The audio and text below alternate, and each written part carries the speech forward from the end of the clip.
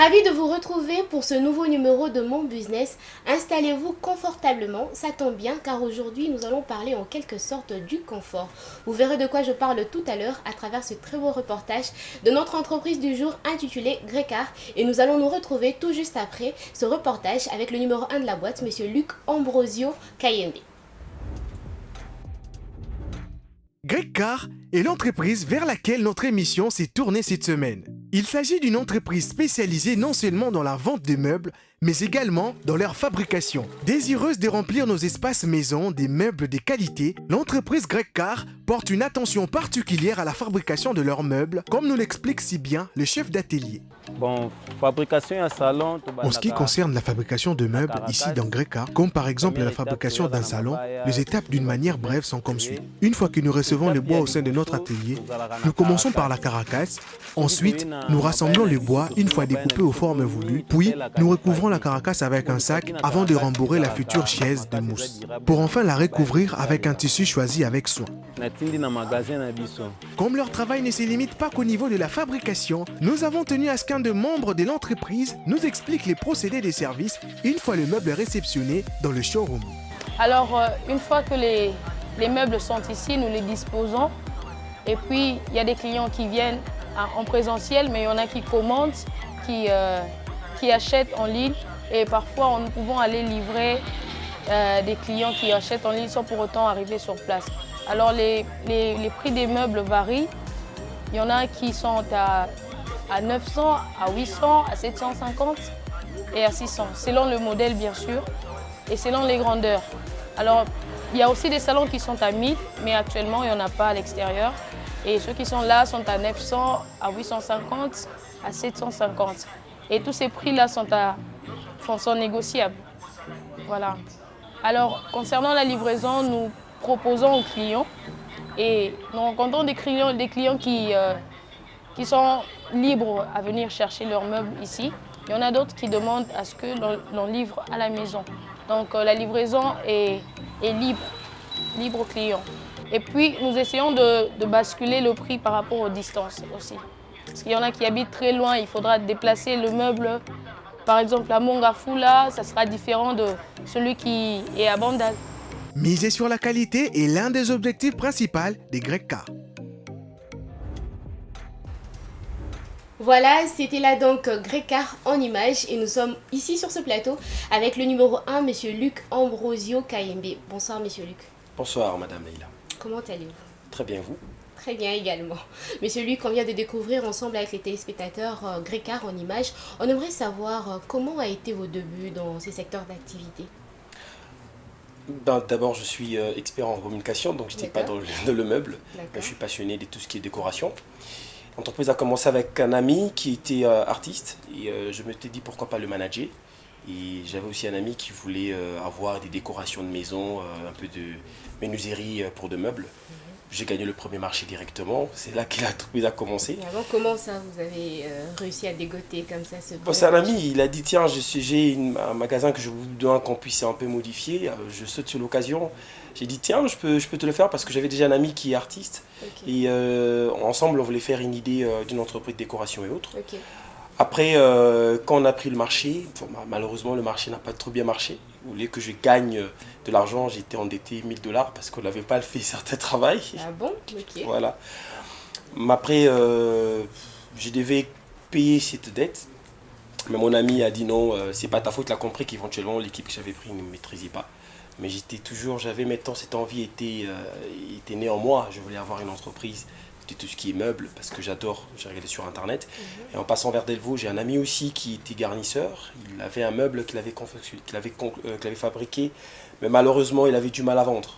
J'ai pris mes atouts de vendeur de la personne qui maîtrise le marketing. J'ai simplement pris la photo, j'ai mis dans mes réseaux sociaux. Il vendait, je pense, à $300. Moi j'ai mis 450, un ami s'est manifesté avec 350. Je suis venu, je lui ai donné ces 300, j'ai pris $50.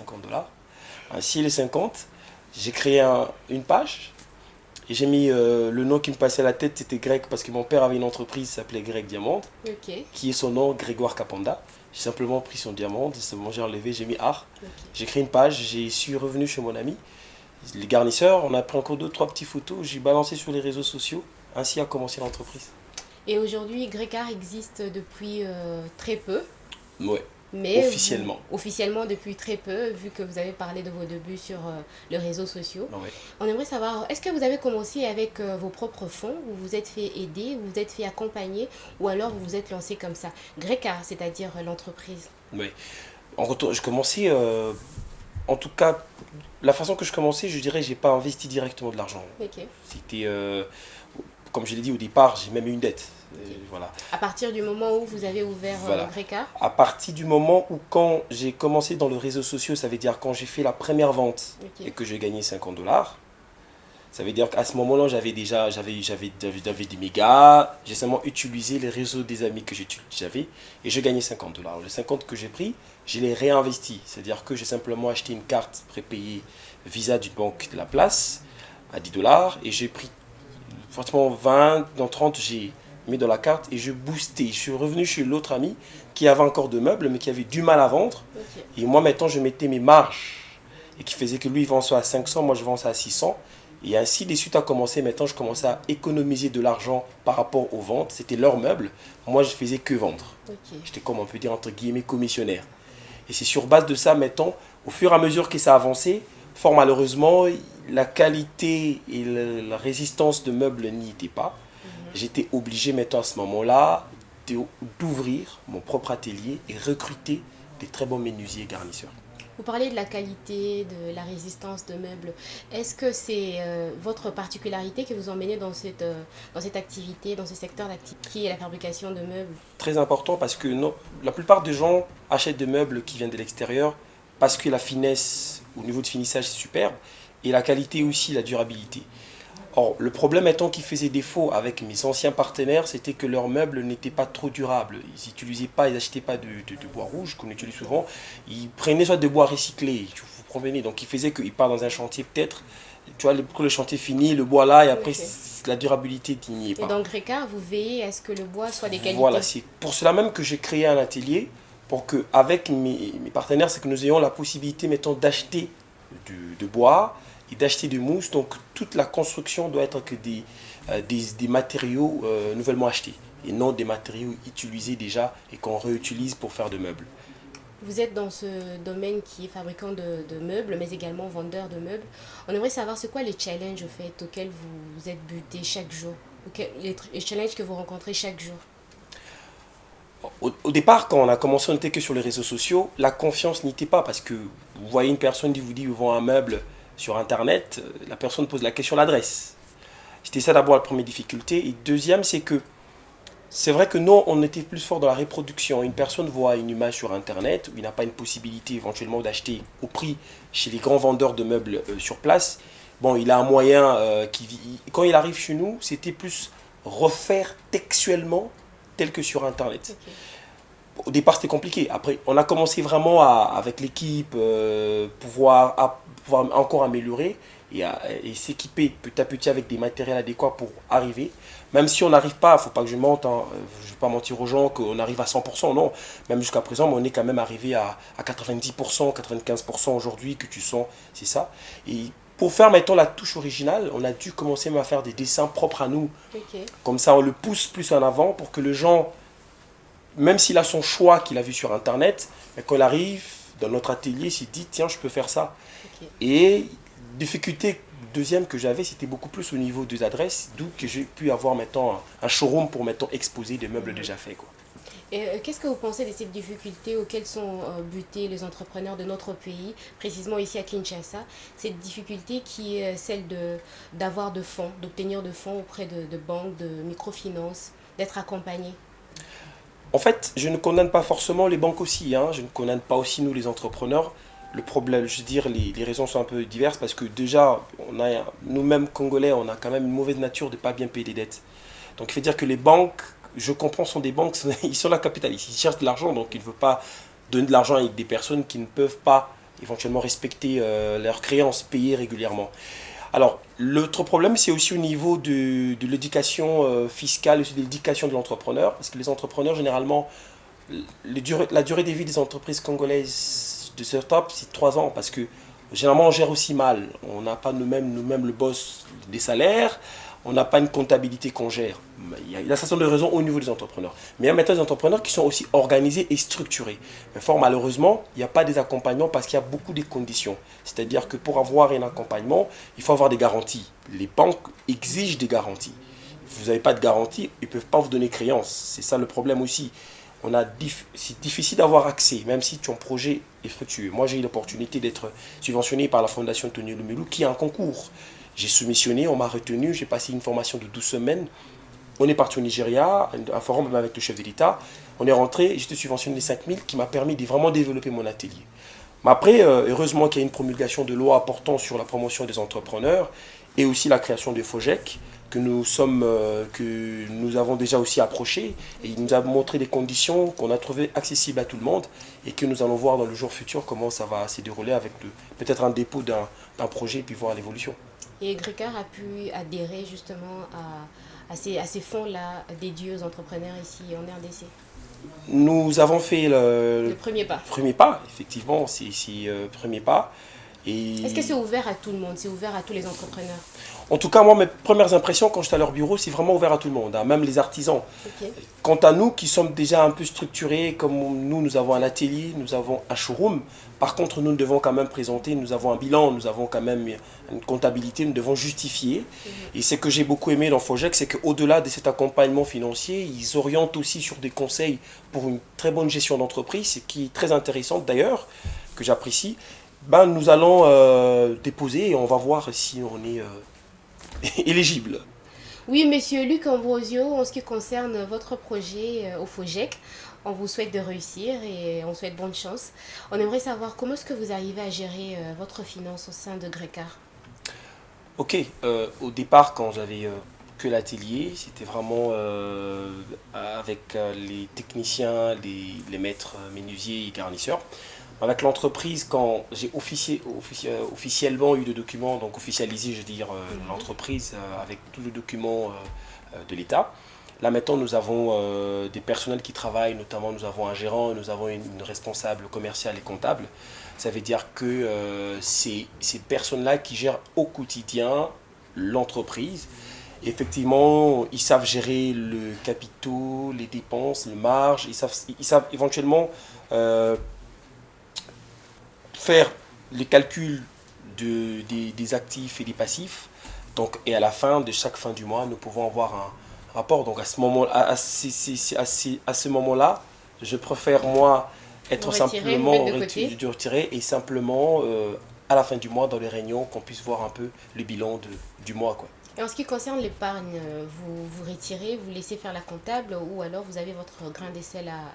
Effectivement, comme j'ai dit, la maladie des entrepreneurs congolais, ils n'ont pas de salaire. Quand vous êtes patron, vous permettez d'entrer dans la caisse, ce qui fait que l'entreprise doit gagner de l'argent, il doit avoir dans la caisse beaucoup d'argent parce que ça permettra de développer l'entreprise. Au sens où si l'entreprise a de l'argent dans la caisse, ça permettra, l'entreprise peut se permettre peut-être d'augmenter sa capacité de production, acheter des machines, trouver encore des ateliers, augmenter les personnels. Mais s'il n'y a pas de l'argent dans la caisse, c'est pratiquement la mort. C'est un combat difficile pour un entrepreneur parce que quand en même temps tu as des problèmes, tu voudras aller à la caisse. C'est l'effort que j'ai vraiment fait, je dirais pas que je suis parfait au départ, en tout cas je faisais vraiment un petit peu aussi comme aux habitudes de tous les entrepreneurs naissants. Maintenant, avec les formations qu'on a eues, la Fondation Tony Lumelou et différentes orientations des aînés, éventuellement, nous attendons simplement à la fin du mois pour analyser tous les entrées et les passifs. J'ai un salaire et on me paye mon salaire là. Donc, si par exemple je prenais de l'argent, ça doit être justifié, ça deviendra en crédit. Parce qu'il y a la personne morale et la personne physique, c'est deux personnes différentes. Vous avez évoqué le fait d'être formé, vous avez suivi une formation qui peut être assimilée à une espèce d'incubateur. On aimerait savoir ce que vous pensez que tout entrepreneur doit passer par une formation, doit être incubé, justement pour se préparer, pour se lancer dans ce monde d'entrepreneuriat.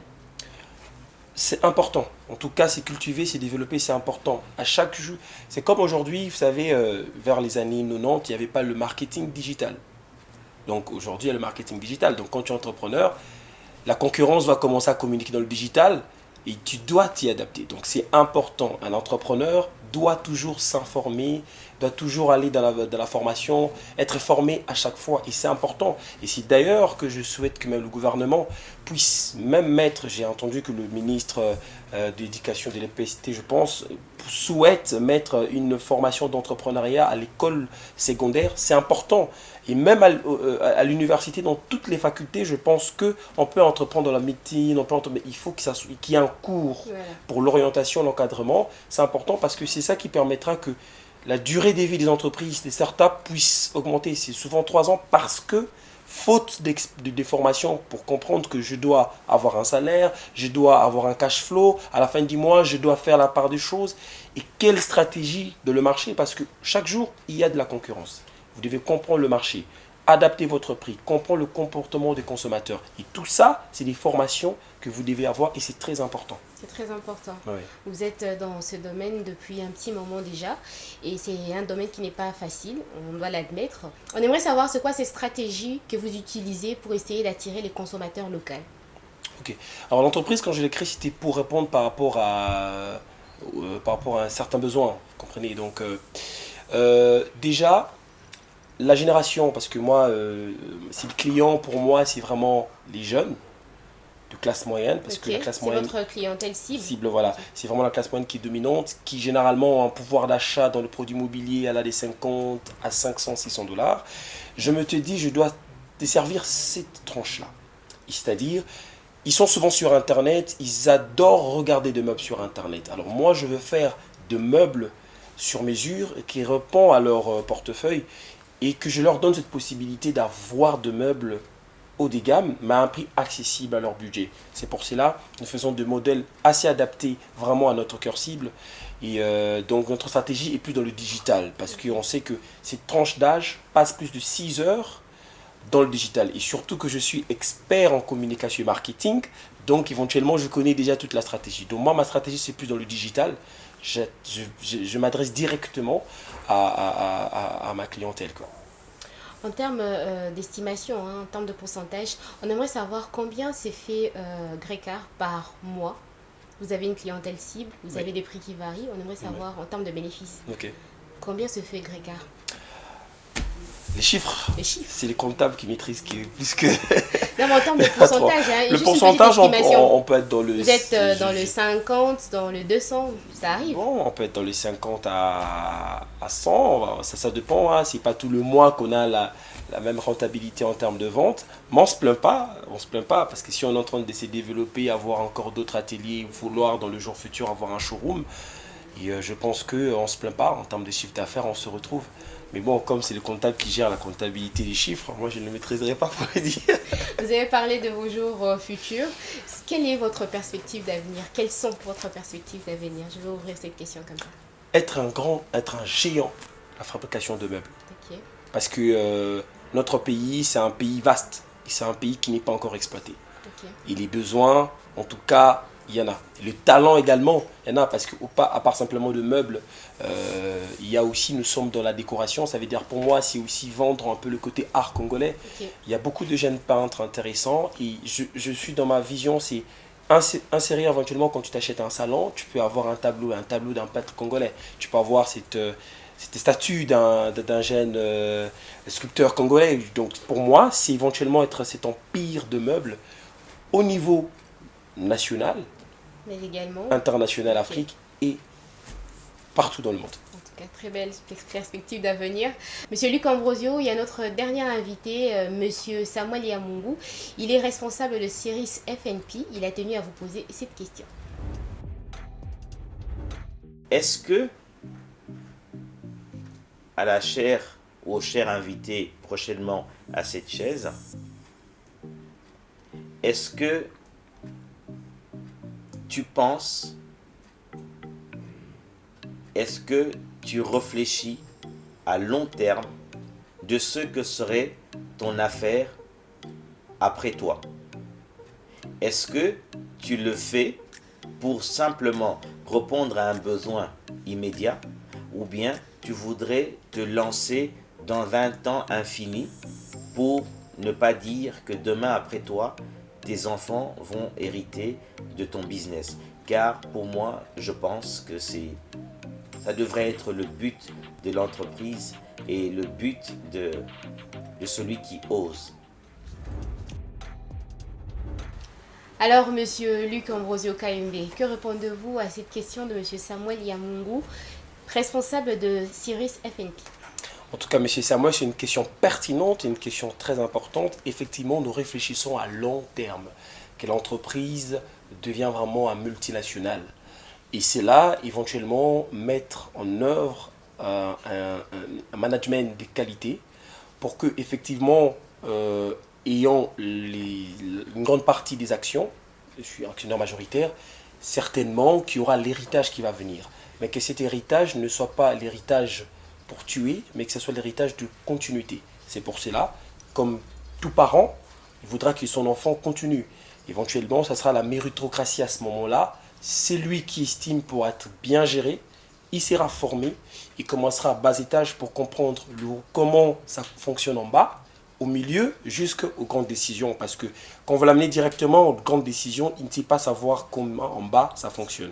Donc il faudrait que toutes ces étapes-là, ces futurs héritiers et futurs gestionnaires puissent éventuellement comprendre cela pour permettre qu'il y ait une continuité pendant des décennies de l'entreprise, un peu comme on voit avec des très grandes entreprises, des grandes marques internationales qui aujourd'hui, c'est une continuité, les enfants ne tuent pas l'entreprise. Par contre, dans notre pays, c'est ça même la maladie, parce que la plupart des grandes entreprises meurent après papa. Parce que les enfants entrent dans une guerre des successions d'héritage. Les enfants n'ont pas été préparés. Voilà, parce que les enfants n'étaient pas préparés et du coup, il y a liquidation, l'entreprise meurt. Je pense que c'est une très bonne question pertinente. C'est pour nous aussi, entrepreneurs, au-delà des côtés des formations qu'on fait d'entrepreneuriat, nous devons être également de bons formateurs pour nos enfants. Enfin, que ce n'est pas tous les enfants qui vont, je dirais, savoir identifier celui qui a ça, n'est pas mettre en mal les autres, mais être sûr qu'il y aura deux ou trois, si tu as la chance de tous, mais qui va faire la continuité et fera mieux que toi. Mieux que vous. Voilà. On espère en tout cas. Monsieur Luc Ambrosio, parlez-nous des avantages, mais également des désavantages que vous rencontrez dans votre secteur d'activité. Les avantages, c'est que j'aime quand un client achète, il rentre avec, il est tout content, ou quand il passe une commande, il a peur, est-ce qu'on va réaliser cette chaise comme elle souhaite, et quand elle voit, elle est contente. Des avantages, c'est qu'on ne peut pas satisfaire tout le monde.